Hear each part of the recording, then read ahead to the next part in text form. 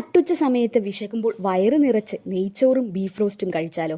എല്ലാവർക്കും നമസ്കാരം. ഇന്ന് നമ്മളുള്ളത് വാണിയംകുളത്തുള്ള കിസ്മീസ് റെസ്റ്റോ കഫേയിലാണ്. ഈ റെസ്റ്റോറൻറ്റ് ഇപ്പോൾ ട്രാവലേഴ്സിന് വളരെ പോപ്പുലറായി വരുന്നു. അത്രയും നല്ല ഫുഡും ആംബിയൻസുമാണ് കേട്ടോ. ഇൻറ്റീരിയർ എല്ലാം ഒരു ക്ലാസി ടച്ച്, നീറ്റും കോസി അറ്റ്മോസ്ഫിയറും. ഇവിടുന്ന് ഞങ്ങൾ ട്രൈ ആക്കിയത് നെയ്ച്ചോറും ബീഫും.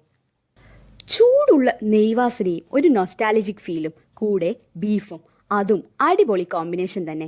ഇതൊരു അടിപൊളി കോംബോ ആണ്, മിസ്സാക്കരുത്.